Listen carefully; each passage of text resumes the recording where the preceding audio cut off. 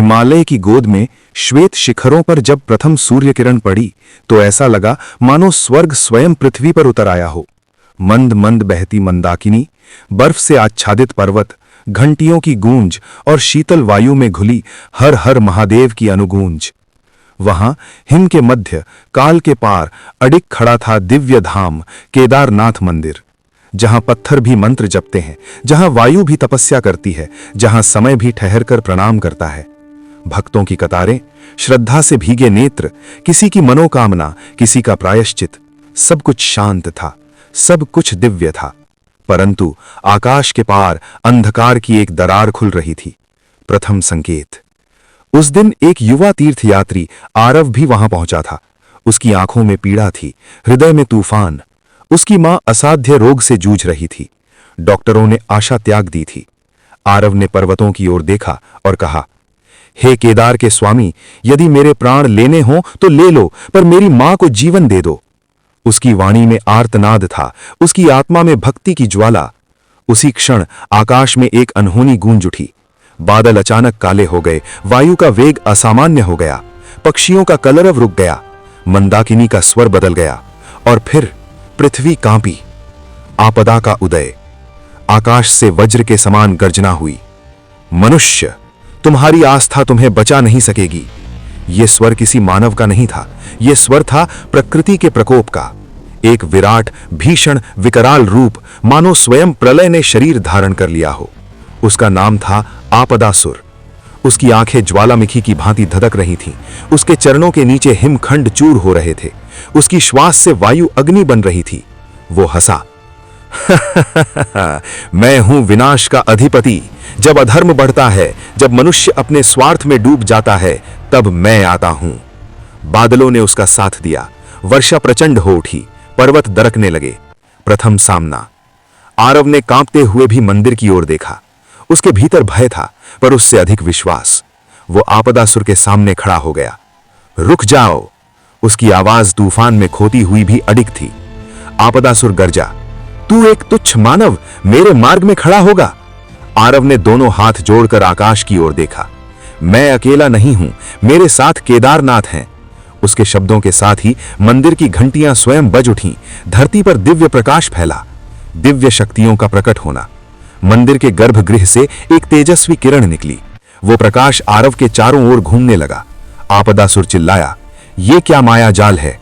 अचानक आकाश में ऋषियों की छवियां प्रकट हुईं। देवगण विस्मित थे। इंद्र ने कहा, यह साधारण मानव नहीं, इसकी भक्ति अग्नि समान है। विष्णु ने मंद मुस्कान के साथ कहा, जब आस्था शुद्ध होती है तब देवताओं को भी झुकना पड़ता है। रूपांतरण और माया जाल। आपदासुर ने अपना आकार बढ़ा लिया। वो पर्वतों से ऊंचा हो गया। उसने जल को अस्त्र बना लिया। नदियां उफान मारने लगीं। हिमस्खलन हुआ। मंदाकिनी विकराल रूप लेकर मंदिर की ओर दौड़ी। आरव ने आंखें बंद कर लीं। उसने मंत्र जपना प्रारंभ किया। ओम नमः शिवाय। हर उच्चारण के साथ उसकी देह से प्रकाश फूटने लगा। आपदासुर ने भ्रम रचा। मंदिर डगमगाता दिखा। भक्त चीखते प्रतीत हुए। आकाश रक्तिम हो गया, पर आरव अडिग रहा। दिव्य अस्त्रों का संग्राम। आपदासुर ने जलचक्र छोड़ा। वो जलचक्र वज्र के समान घूमता हुआ मंदिर की ओर बढ़ा। तभी मंदिर से एक अदृश्य कवच प्रकट हुआ। जलचक्र उससे टकराकर बिखर गया। देवगण विस्मित। ब्रह्मा बोले, ये स्थान स्वयं त्रिकाल का साक्षी है, इसे कोई नष्ट नहीं कर सकता। आपदासुर क्रोधित हो उठा। उसने अग्नि वर्षा कर दी। आकाश लाल हो गया। पृथ्वी दरक गई। पाताल कांप उठा। त्रिलोक में हलचल। स्वर्ग में चिंता थी, पृथ्वी पर हाहाकार, पाताल में कंपन। ऋषियों ने तपस्या प्रारंभ की। देवियां स्तब्ध थीं। और तभी मंदिर के भीतर से नाद उठा, शांत। सिर्फ एक शब्द, पर उस शब्द में ब्रह्मांड की शक्ति थी। दिव्य प्रकटता। गर्भगृह से धुएं और प्रकाश के मध्य एक विराट स्वरूप प्रकट हुआ। जटाओं में गंगा, नेत्रों में अग्नि, कंठ में सर्प, स्वयं महादेव शिव। आपदासुर कांप उठा। महादेव बोले, प्रकृति मेरे अंश से उत्पन्न है, पर जब वो संतुलन भूल जाए तब मैं स्वयं संतुलन बनता हूं। आपदासुर ने घुटनों पर गिरकर कहा, मैं तो केवल कर्म फल हूं प्रभु। मनुष्य ने प्रकृति का अपमान किया। महादेव की दृष्टि आरव पर पड़ी। परंतु जब एक हृदय पूर्ण समर्पण से पुकारता है तो सृष्टि भी झुकती है। अंतिम संग्राम। महादेव ने त्रिशूल उठाया, उसकी ज्योति से आकाश फट गया। आपदासुर ने अंतिम प्रयास किया, उसने समस्त जल, वायु, अग्नि को एकत्र किया। प्रलय की दीवार मंदिर की ओर बढ़ी। महादेव ने त्रिशूल पृथ्वी में गाड़ दिया। एक दिव्य तरंग फैली, जल शांत हो गया, अग्नि बुझ गई, वायु स्थिर हो गई। आपदासुर का विशाल शरीर धीरे धीरे जल में विलीन हो गया। भावनात्मक परिणति। वर्षा रुक गई, आकाश निर्मल हुआ, सूर्य पुनः प्रकट हुआ। भक्त स्तब्ध थे, आंखों में आंसू, हृदय में कृतज्ञता। आरव मंदिर की सीढ़ियों पर गिर पड़ा।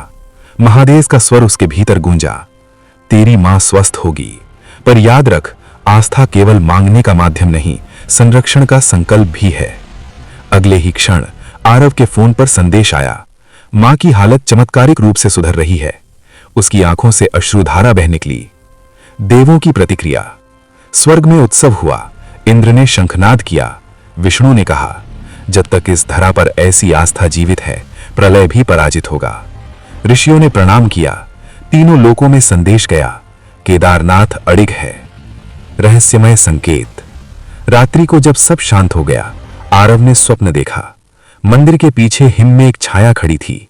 एक गूढ़ स्वर फुसफुसाया, ये तो केवल प्रथम परीक्षा थी, संतुलन फिर डगमगाएगा और तब तुझे फिर पुकारा जाएगा। आरव की आंख खुल गई। हिमालय शांत था, पर उसके हृदय में एक नई ज्वाला जल चुकी थी। आस्था ने आपदा को हराया, पर क्या संतुलन सदा बना रहेगा?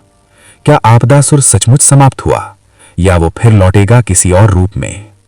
ये रहस्य अभी शेष है।